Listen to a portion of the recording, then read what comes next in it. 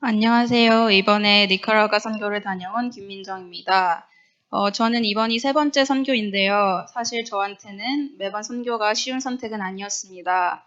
이번에는 여름학기를 졸업 전에 마지막으로 듣고 있었고, 선교를 가려면 원래보다 일주일 빠르게 학업을 마치고 가야 했기 때문에 시험도 과제도 두 배로 일찍 해서 냈었어야 했어요.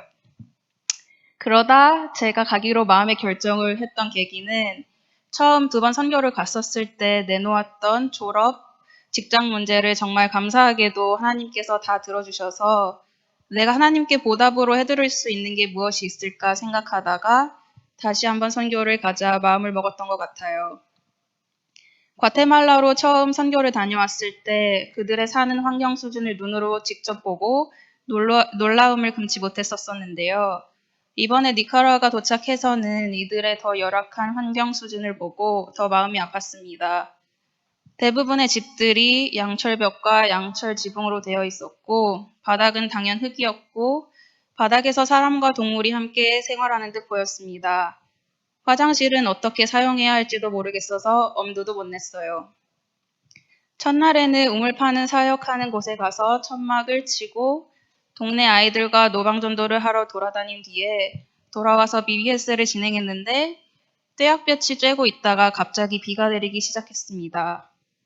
모든 게 야외에서 진행되는 상황에 비가 오면 전기도 쓸 수 없게 되는 그런 상황에서 빗방울이 떨어지자마자 전도사님이 손을 들고 기도하시는 모습을 보게 되었고 그 이후 몇 분 되지 않아 비가 말끔히 그쳤으며 그 덕에 BBS를 성황리에 마칠 수 있었습니다.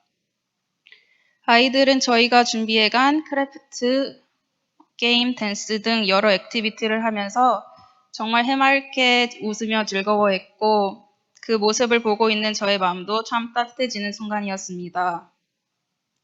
순간마다 하나님께서 우리와 함께 하시는구나라고 밖에 느낄 수 없는 나날들이었던 것 같아요.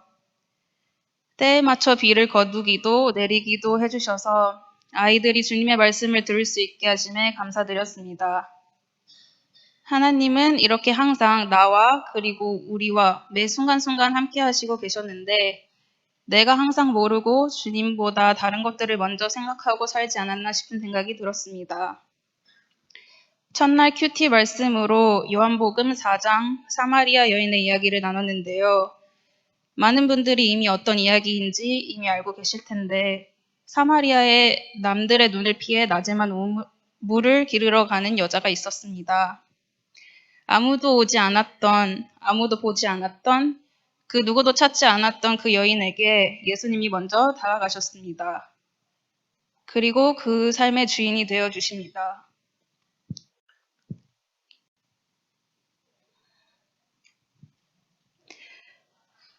이 말씀을 읽으면서 느꼈던 것은 아무도 찾지 않았던 그 니카라가 티말 지역에 제가 그리고 우리 교회가 작게나마 티말 사람들과 어린아이들에게 주님을 전할 수 있는 통로로 사용될 수 있다는 게 너무 감사했습니다.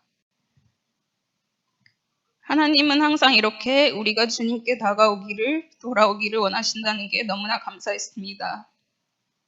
주님은 너무나도 인격적인 분이셔서 그분께 내려놓을 수 없는 게 없고 다시 돌아가 그분 안에 거할 때 제일 평안하다는 걸 이제는 확신합니다.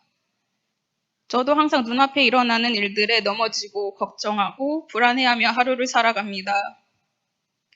하나님에 대한 전적인 믿음이 아직은 부족해서이겠지요.